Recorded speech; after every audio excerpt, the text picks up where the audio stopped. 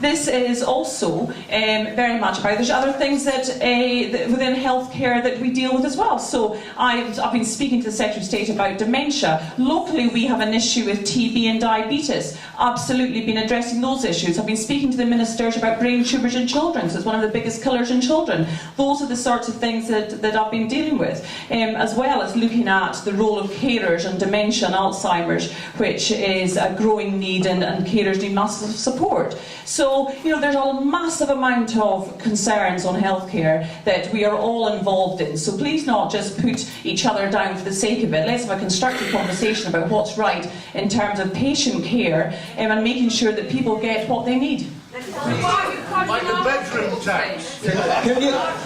Can you now let the panellists speak, please? So, before addressing the bus question, I'd like to build on those comments about the nature of the debate.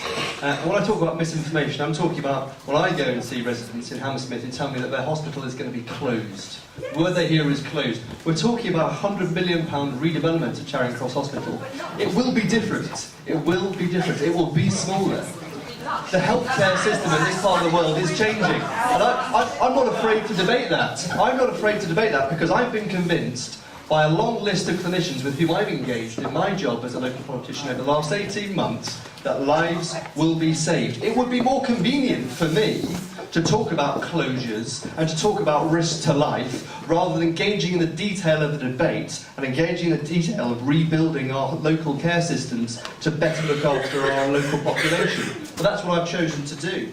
I've chosen not to choose to frighten residents, but rather to work on their behalf. Now, as regards the original question, I agree that communication to residents is a big, big issue.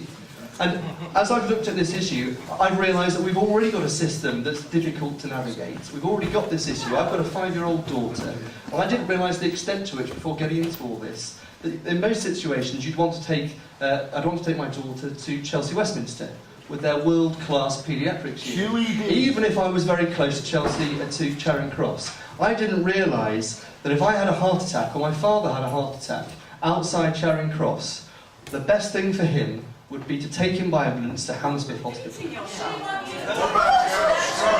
And I've heard people in the audience say, what about the travel time? What about the stroke? Stroke outside Charing Cross, where are you going to be taken to then? Well, you know what? You want to. I've listened to the clinical advice on this, which is you want a stroke unit next to a world-class major trauma unit.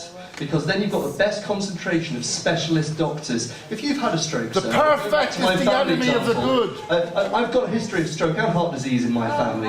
If one of them had a stroke or heart attack, I'd want them with world-class care. And the evidence is, you spend longer in an ambulance getting there, you've got a much better chance of survival. And in the case of stroke, you've got a much better chance of avoiding serious disability. These are the facts. That's what I want for my family. It's what I want for yours. And thank you.